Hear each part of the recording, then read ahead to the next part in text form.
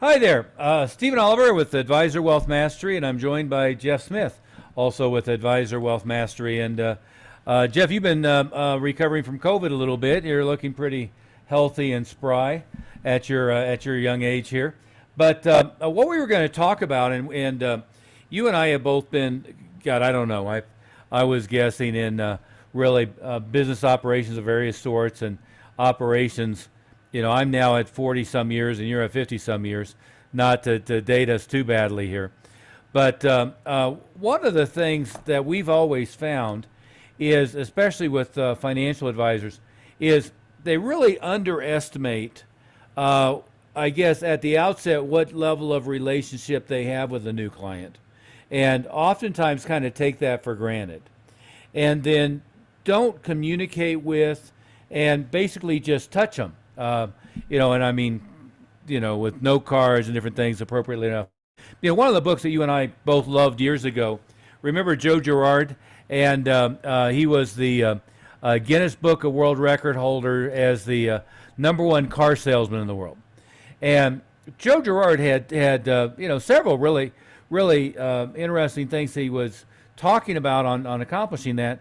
But one was the Joe Gerard Rule of 300, and we can talk about that in a second. But the other was everybody who ever came into his orbit, which certainly include anybody he had ever sold a card to, they got a card from Joe forever until the address went bad and he couldn't track them down every month. So 12 times a year they were getting a, happy St. Patrick's Day, happy Thanksgiving, Merry Christmas, happy Father's Day, happy Mother's Day, and anything else he could make up. And they always were, just thinking of you, your friend Joe Gerard, I like you, stuff like that. And I'm amazed. I'm working with, we are, as you know, several advisors who are in the $2, $3, $4 million revenue level. And an awful lot of their client base, it just sits there and they think they have a good relationship with them. But as you and I were talking before we started recording, they end up in this out of sight, out of mind situation, right? Absolutely. And let's talk about that. I mean, if let's talk about it from several standpoints. Number one, and I'll quote somebody else, is David Ogilvy, who was in part the inspiration for the TV show Mad Men, but he was the top Madison Avenue marketer in the 60s and 70s, and he called it, "You're marketing to a moving parade of humanity, not a standing army." Now, the way I interpret that with an existing client is just because you were meeting all their needs when you met them first 18 months ago doesn't mean that their life situation hasn't changed dramatically. And I see advisors with this huge book of clients. Let's say they, maybe a commission-based product, they sold them a whole life policy, but all of a sudden the person has gone from maybe they were having some financial trauma and that was the best they could do to they're doing well now. Or maybe they're a business owner and they're going to have a liquidity event and sell the business. And if you're not constantly touching them, constantly working with them, and I don't mean you have to meet with them face to face every month, but they should at least be getting the version of the Joe Gerard every month they're getting a card from you, and it can be, his list grew to like 25,000 people. It can be they're all getting, the same thing. And, Jeff, what we do with our clients is every week we do a Zoom meeting, and different meetings will have different subjects, but, they're going to come, some of them every week and some of them once a month, on the subject that they're interested in. And now you can do a one-to-many interaction that really reminds them that you exist, reminds them of what you do, and keeps you in front of them. Pick up on that. What are some considerations on that? Well, what they don't realize is that if you're not keeping them constantly in front of you, or that you in front of them, then they don't think about you when something positive happens in their life. They just maybe they got a big tax refund, maybe their business was extra good this year, maybe there's a death in the family and they need help with that end, with investing, and what should I do and how can I avoid taxes? And there's so many issues that you could help them with, but if you're not constantly in front of them, they're not going to think of you first. Yeah. And there's so many avenues that you can help them with. It's not just the one that you might have sold them on, but there's so many other things that maybe they weren't ready for at the time. And you're sending them this info, happy 4th of July, happy New Year, Merry Christmas, anything that goes on every month. There's some holiday that you're just wishing them well, hope everything's going well. And, I like the personalized cards, where, and you can even get them handwritten notes now, where it looks like you wrote it if you have a large base, but it's some personal note. And then I would always put one little thing in there about maybe something they might be interested in. If I can help you with anything, or life has changed, let me know. We're here to help. And just that constant feedback with them is important, I think. Well, and I probably have one laying here on my desk. I just saw a little meme online, and it was the Zoom meeting. And so it was the guy in his apartment. He's got the computer, and everything that you can see is nice and neat and organized, and everything else is stacked up behind him. I always feel like that's my office. But you can even do we do the automated thing where they have the auto pen deal, and even simple apps like Send Out Cards can do it, where we can send out 2,000 cards, and they all look handwritten, and they all can be personalized with their name in one thing or another, and it feels personal. Even though it's not. It's kind of like 15 years ago, you could mail merge their name into the email, and they thought it was personal. Nowadays, that doesn't fool anybody. But one of the things that all advisors tend to focus on first is growing their business through introductions or referrals. And I want to pick up on something you just said, is an awful lot of when your name should come up is Mary's out to lunch at the tennis club with her friend Sue, or Bill's out to lunch with his boss, or whatever it might be. Maybe she's having a water cooler chat with her friend at work. But it's at times when it's off the cuff, it comes up in conversation, and no matter how much you think that you have a great relationship with your clients, I've got to tell you, at those water cooler conversations, is you're not top of mind unless you're really in front of them and interacting with them a lot, right?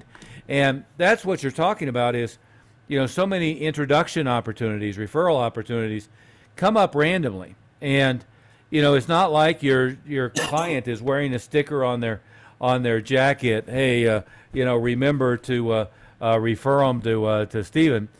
It just, it comes up in conversation, and they don't think about it. That's why, on the referral side, I like it to be, we have live events, right? We have, maybe one event where Sue brings 10 friends, and we have another type of event where all of your clients are invited, maybe a client appreciation event, maybe it's a specific topic. Could even be in my conference room. Anybody who has this specific need, this topic, we're going to cover it. But things where they feel comfortable inviting their friends, right? And the second element is pass along tools. That's why we like most of our clients to develop a book or develop a series of reports. And by the way, I can have a 10-chapter book, and now I have 10 different reports, and each of those reports can be a reason for people to raise their hand or pass along, and then it can become a book, and it can become a 50-page book or a 150-page book. But that's what we're talking about is, if I had a reason every month to mail you a new report on a topic, and even if I only had 5 or 6 of them and I just kept rotating them, it'd be fine, right? But now each of my clients have 5 or 6 of them to pass along to their friends. More likely that when a topic comes up, they're going to pass them along. I work with an advisor who actually, we were both working with Dan Kennedy at the time, and I still work with Dan a lot, as you know, but Dan had said, well, okay, if the book is working so well as a pass along to generate referrals, why aren't you doing a new one every quarter?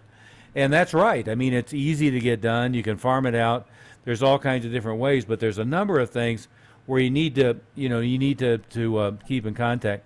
Jeff, one of the things, in contrast with a number of other business we've worked with, is I think people who are wealth managers who are managing assets, they get kind of fat, dumb, and lazy in a sense because their client retention year over year tends to be really good, right?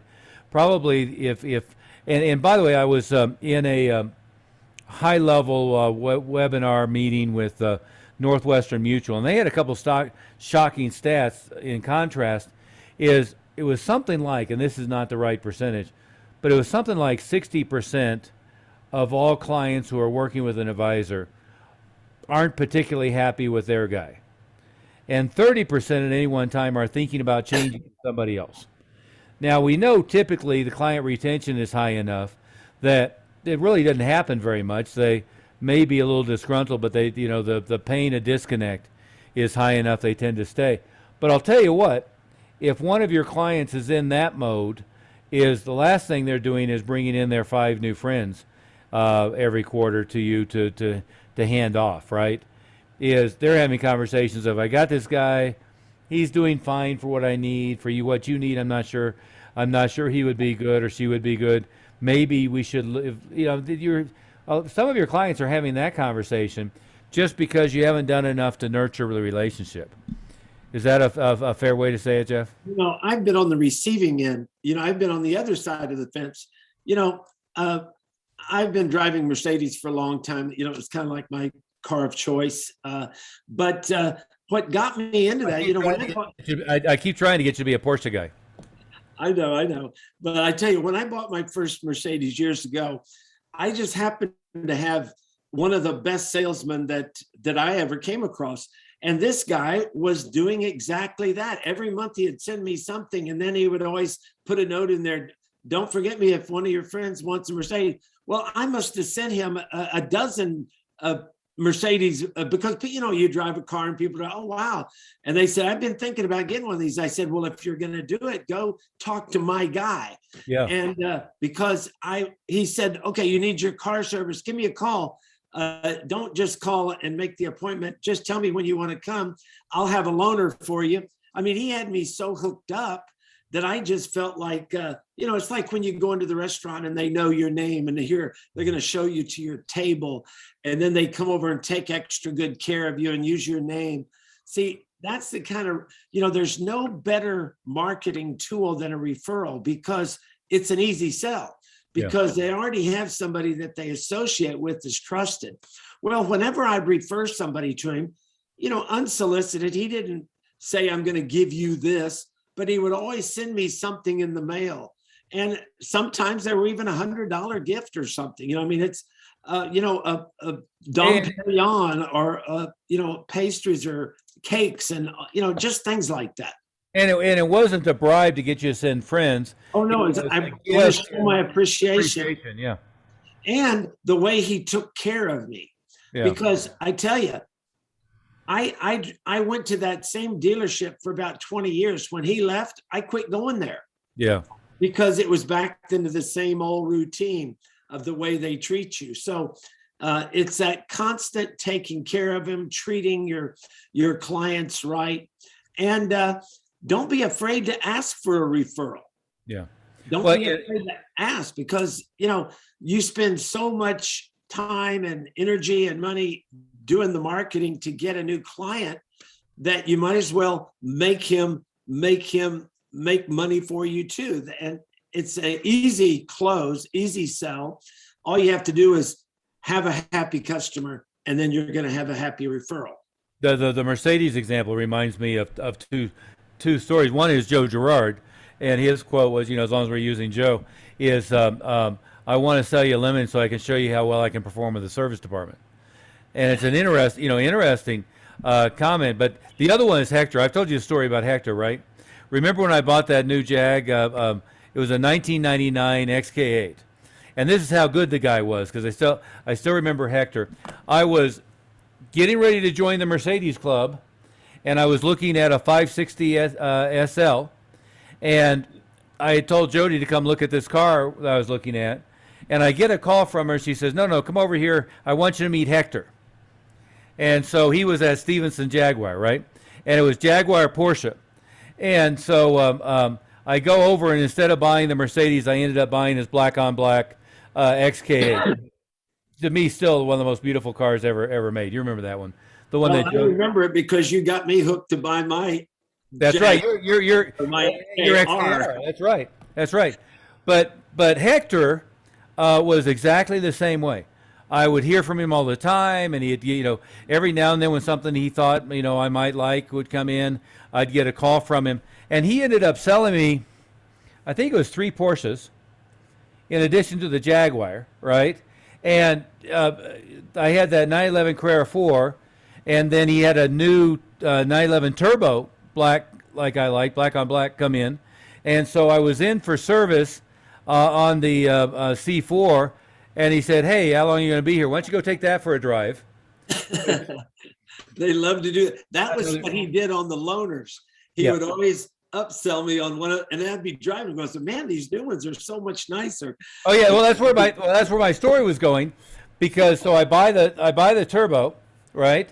After he just kind of threw me the keys, and then I was going to have to pick it up on Monday, and he said, "Oh no, you don't need to take your old 911 here," and he gave me a Turbo Cayenne back when they had just come out. He said, "Here, take this for the weekend," right? Yeah. So he almost had a twofer. He almost had me on a Turbo Cayenne and a Turbo 911. Yeah, the old puppy dog clothes. Oh yeah. It was exactly right. It was just I needed a third row, and it didn't. It was just a little bit too small. But he damn near made 2 in 1, right? And but again, it's common for an advisor. You have your discovery meeting. You go through all the stuff.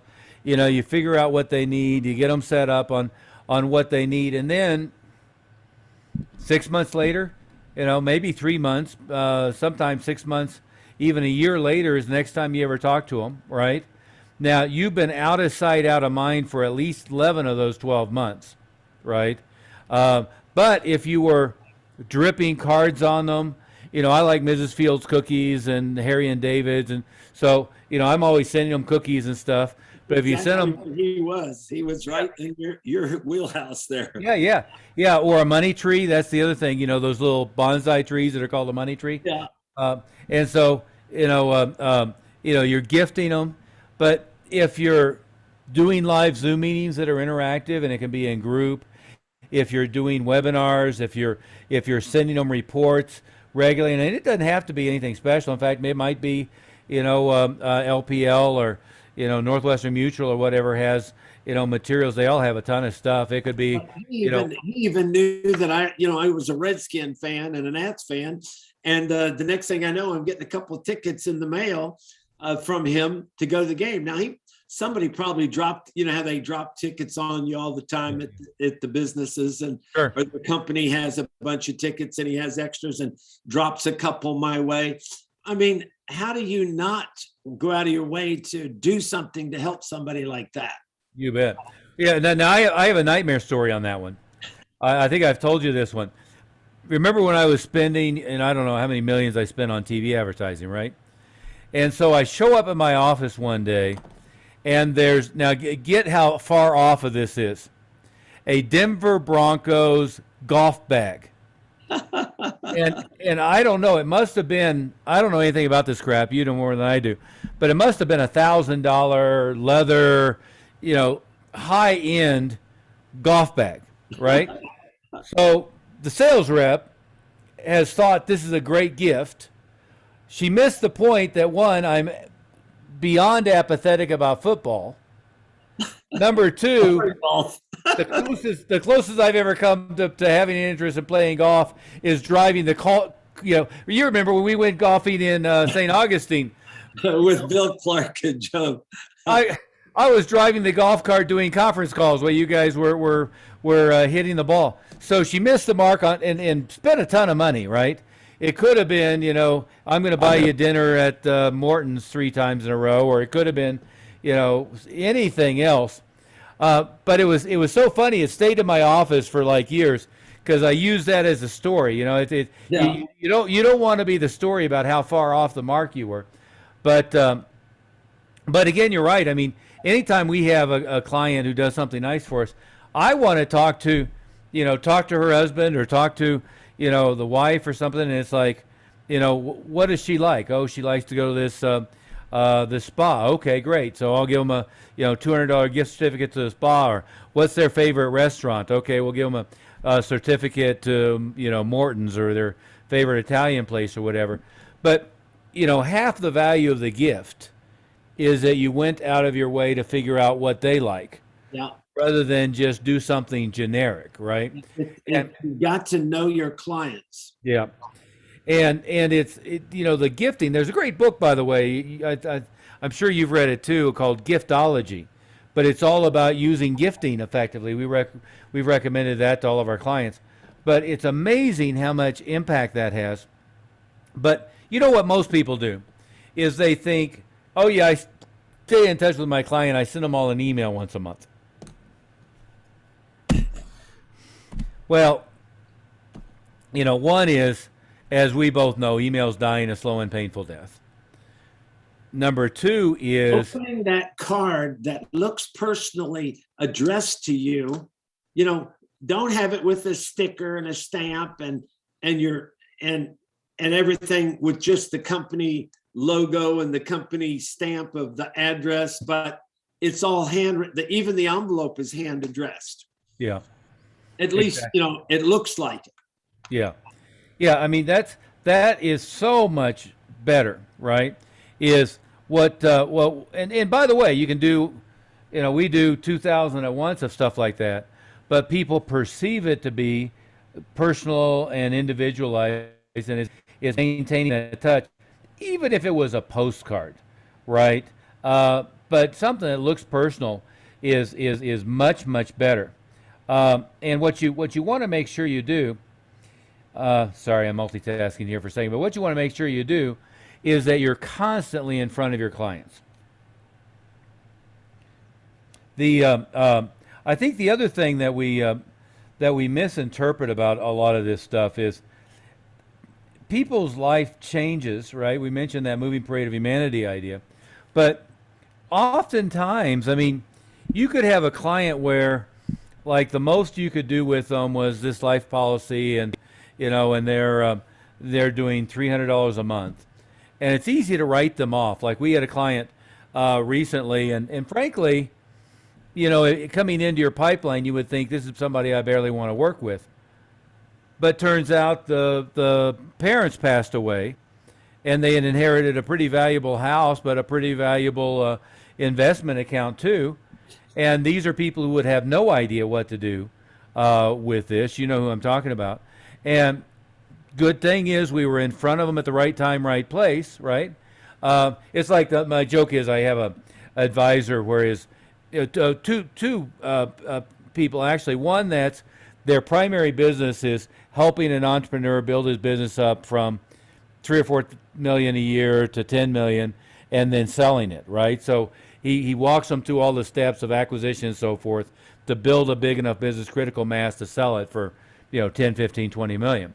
But another one that works right behind that to business owners who have just sold their business to keep them from buying the Lamborghini, going to Tahiti, and getting divorced and getting the new trophy wife, right? Know how to make the money work for them. Yeah, Rather than you work for the money, let the money work for you. Yeah, and so his whole niche is people who just had a liquidity event selling a business and basically getting them to hold on to it for a year.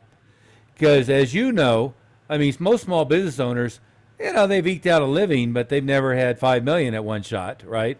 So it's easy to go buy the Lamborghini or the Ferrari and, go find the hot new wife and get divorced and everything else. So his whole niche is finding these guys pre-sale, which is easier than you might think, and then facilitating to make sure none of it goes out the door for the first year, and then helping them be judicious after that with what is it you really need, what do you need to live on this stuff. Because what happens, by the way, is business owners who have a liquidity event and sell their business, number one, they think they're going to sip Mai Tais on the beach, and that lasts maybe 30 days. But within 6 months, they're bored and they're ready to do something else because just it isn't in their personality. And number two, if they're not careful, the money's gone pretty quickly, right? Because they've gone from being judicious to being a spendthrift in all kinds of different ways. So he knows how to hold their hand through that and then help them have the resources to fund a new business if that's what they choose to do. But And they have to think outside the box. The way to, increase your business is, we're talking about building all this rapport. And what a lot of people forget is that your client has parents, your clients might even have grandparents, so they have kids, and maybe you're old enough that you are the grandparent, because now they're retiring and they're investing. So there's just so many tiers of, we're talking about referrals for friends, but there's so much family. And, a lot of families, larger families, 3 or 4 kids, and now those kids are grown up and now they're into their businesses and they need advice. Maybe it's a new parent who now wants to start some kind of, college fund for the kid, or the grandparents want to start one for the kids, for their grandkids. I mean, there's just so many ways that you can get them engaged in more things. Now, that doesn't happen if you haven't been in constant contact with them, if you haven't been developing that rapport and that relationship. And sometimes you have to remind them about this thing. Hey, if you're thinking about, getting a college fund set up for your kids, or if your grandparents or your parents want to, if they're selling their house or they're retiring or whatever, you kind of give them the ideas on who to refer you to. yeah, well, and as you well know, but I'm working with an advisor where their biggest issue is, most of their clients are old enough that pretty quickly the wealth is going to transfer to the kids.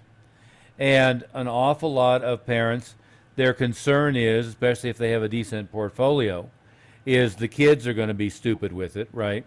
And if you don't think about that early, not only to get an introduction or a referral, from the kids and the grandkids, but to make that transition smooth. And as you've seen, unfortunately, we've had a number of friends. We've seemed like we keep going to Dallas for funerals, but the transition tends to be ugly unless it's pre-organized, right? So, and if they have a lot of assets, you don't want Uncle Sam taking half of it. So it's got to be planned out ahead. That it's not something you can do at the last moment. So you got to plant these seeds in their mind, before the fact on some of these things that you can do. There's always things you can do even after the fact, but the earlier they can plan for it, the earlier you can get them thinking like that, then the more tiers we're talking about of expanding. I call it increasing your client value. oh yeah, Now that client got you another client, and then maybe it was his father or his grandfather or his kids or a neighbor or a business association or somebody from the country club, something along those lines, where now that person has expanded, and now you think about how much that person has brought you business and how much he's had such an influence and impact on your life that unless you make an impact on his life and really make him feel like you're part of his life, nothing goes farther to develop that relationship than always thinking of this person in a positive way and sending them some recognition or some little thing to let them know you're thinking about them. yeah, and to come full circle before we go too far afield, the main thing to think about and never underestimate is how often you need to be communicating with in front of your clients to have an impact, right? I think I mentioned earlier, working for years with Dan Kennedy. Well, Dan Kennedy, I got the Dan Kennedy clock on the wall. He did clocks with one of his books. The little bobblehead, and he's writing on he's writing on this longhorn bull, and he's it's a bobblehead of him. Mouse pads, of course, a jillion books, reports, newsletters, all this stuff. But that's what you want to be. It's like, I see a lot of fans of like Disney, and they have Disney stuff everywhere. You can't look anywhere in the house. My both kids were, Chase still is, but they were both really into Like 3D mail. They give you so many ideas. I mean, yeah, yeah, there's so many ideas out there that you could do, but just do something. yeah. Don't and don't even send the card, don't even send that hand addressed card every time. It's gotta look different and not look so they'll forget about it. Make it something unique. Yeah, if you I mean, said that, if you think that every month, it's not special anymore. Yeah, and you think about all those different things you got from Dan Kennedy, but they're all so different that it makes, and now it's something that you're going to put on your desk or put on your wall or something that's going to make you think of him all the time. Yeah, and by the way, email doesn't replace that, right? Now, so I was designing for an advisor, I guess just last week, but one of the things we did, I mean, he's captive, is we pulled all of the email the organization has, and all the pre-done, pre-approved, and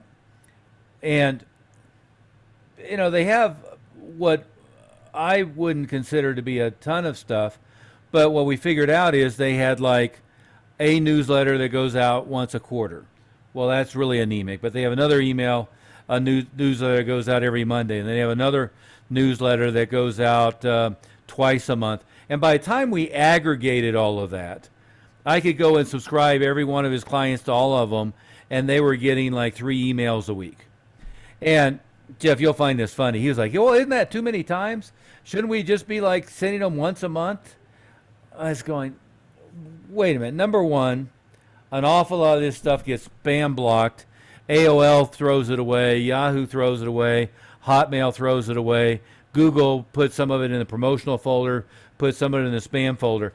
So now the question is, how many of your clients even got half of the stuff, right?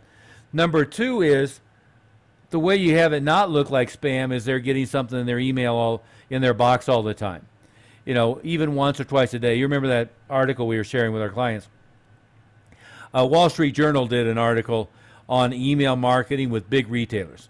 Nordstrom's, Macy's, people, Neiman Marcus, people who are big enough to have smart people working for them. And you can even see this with Groupon and places like that. They were finding that their average frequency for a customer was between 380 and 780 times a year, right? So basically somewhere between once and 2 or 3 times a day. And so that's what you have to do with email for them to even recognize that you're sending out stuff, right? Now, it's easier than it sounds, because oftentimes what we'll do is we'll design, a 6-week, cycle of stuff and then just have it start over. Most of them, they aren't reading it anyway, so it just keeps dripping on them. Or we take all the stuff that LPL or Northwestern Mutual or whatever produces and just kind of aggregate it all on things that might be halfway relevant. Or use software like Snappy Kraken is one that has a bunch of preset stuff.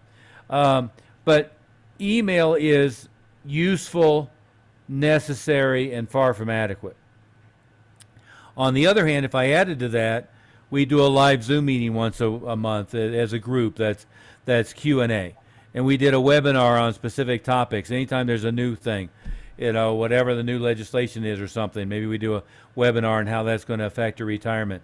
And then we make sure that some physical note card, just because, goes out every month. And then we make sure that maybe we have a practice newsletter, and it's going out every month. And by the way, Jeff, as you well know, the mistake people make is they make it look corporate rather than personal.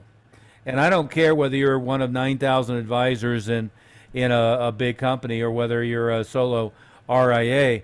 It should come from a human. It shouldn't come from a corporate. And address personally, not just go right into the topic, but hey, John, or whatever their name is, to let them know to them. It's not something that's going out to everybody across the board. Yeah, and now we're suffering. Even though they probably think that. Now we're suffering death by Zoom as your connection, Fritz. Probably Probably as everybody in the neighborhood just cranked up Netflix and your cable modem just got tapped or something like that. But but anyway, not to belabor the point, but when you're an advisor, it's very important, no matter how big your client list is, and no matter how much of a relationship you think you have with them, that essentially daily you're in front of them with nurturing processes. And if you want referrals or introductions, if you want to be there to expand the opportunities that they may have to work with you, et cetera, you've got to be constantly educating your clients.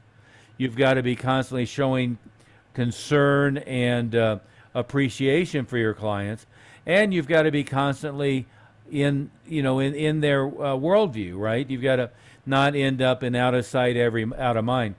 And even if you're meeting with somebody for a review once a quarter, I got to tell you, a month later, they're not thinking about you at all when the conversation comes up over the water cooler or comes up over lunch. If they're out on the golf course or they're playing racquetball or whatever, they may think later is, oh, I should have mentioned, my guy. But, however, if this month you send them 5 copies of the special report on blank topic, and next month and every month you have some live event that they're welcome to invite their friends to, and you have a bunch of educational videos that you make available to your clients and you're putting perhaps on YouTube and so forth, and if you're sending personal notes every month, and if every time they take an action that's positive you're gifting them, then you're going to be top of mind. And it can be kitschy stuff like I mentioned, Dan's bobblehead on the bull or the wall clock, or it can be more substantive. That gifting book talks about sending like real high-end steak knives as a gift and other things like that. I always think the thing to do when you're gifting, though, is just not to do the send me a golf bag of the Denver Broncos, right? You gotta Don't be careful that you're not. I mean, that's why you have to know your clients better. Yeah. You have to develop a personal relationship with them in that them a little bit. If they're into sports, are they into football or baseball or basketball or soccer or whatever, golf or whatever their sport is, because there is so many that do at least some of those. Well, one of our clients recently, sweetest person in the world, knows that we're both into motorcycles, right? And I jokingly say, we both went to Sturgis, and I resigned from the cult of Harley Davidson to join the cult of BMW. Yeah. As a matter of fact, you sold your Harley. You traded your Harley in there. Yeah, in the hub of Harley fanatics, right? Which was probably 2/3 of the reason is, what everybody else is doing, I want to do the opposite. But nicest lady in the world sent me this, must have been $100 Harley Davidson shirt for Christmas a year or so ago. And I'm like, well, okay, it's sort of on the mark because it's motorcycles, but it's off the mark because, like, and you well know, there's the cult of being a motorcycle guy, right? But then there's the cult of and BMW, not so much you've got a Goldwing too. You're in the cult of Harley, also got a Goldwing, but there's not so much the cult of Goldwing. But Harley, I mean, it's the, they show you their Harley Davidson tattoo, right? Yeah. And they do a great job nurturing it. And BMW is all the guys who, they have the dual sport and they ride from Colorado to Alaska to Central America and back. When you hear BMW, you don't. The first thing you don't think of motorcycles, you think of cars anyway. Yeah. Harley is strictly Harley. Yeah. No. It's Motorrad, and they're the all my Neil Peart books. They're the guys. What BMW guys think of the Harley guys is they're the ones that are they think wild hogs. They're the orthodontist that rides down to the bar on the weekends and dresses up cool. And the BMW guys are the ones that do cross-country treks. And you see that. Actually some really serious. And I'm surprised all the ladies didn't get into that link, because BMW has been quite successful with that motorcycle line.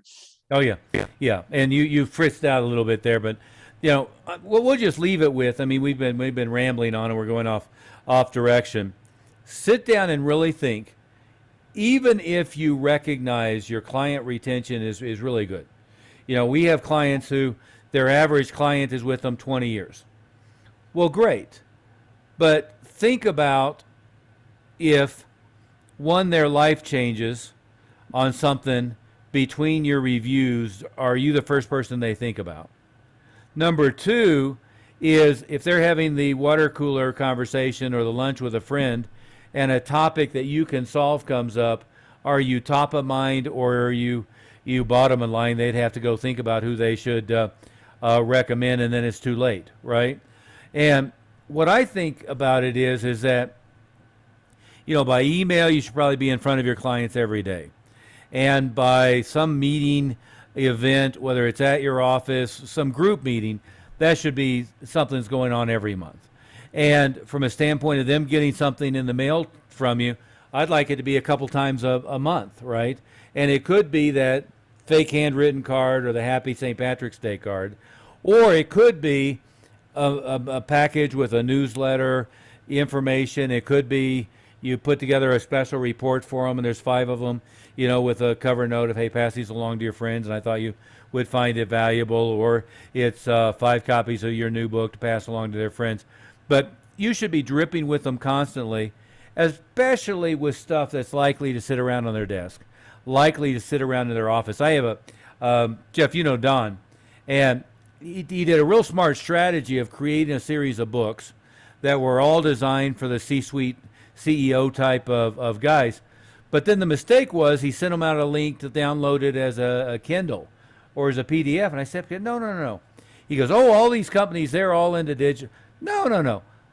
That's fine. Send them the link.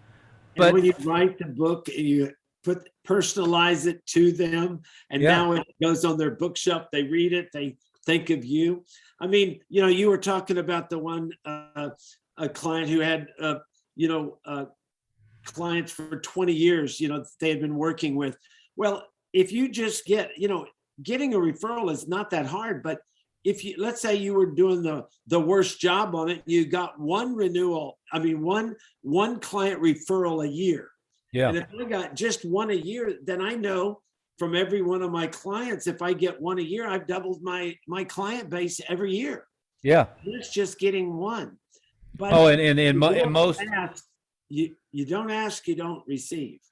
Most advisors are nowhere near that. And, the last point to make that we well know is, let's say you have 100 clients or 300 clients. Really what you're going to do is you're going to get 5% of them that refer a lot of people, and 90% plus that introduce you to nobody, right? And that's one of the things we talk about with gifting is the hardest thing in the world is to get that client to send you the first person. And that's where you want to show appreciation. Like you said, the bottle of Dom Perignon, as long as they're not a teetotaler, the gift certificate to the spa, the gift certificate to their favorite restaurant. Yeah. With that Dom Perignon, he sent my wife a dozen roses. Yeah.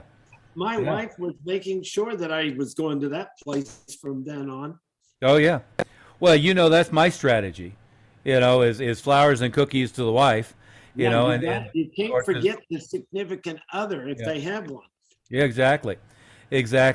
But on that note, let me just suggest that you really sit down and think about how can I be really getting a touch out to my client essentially every day.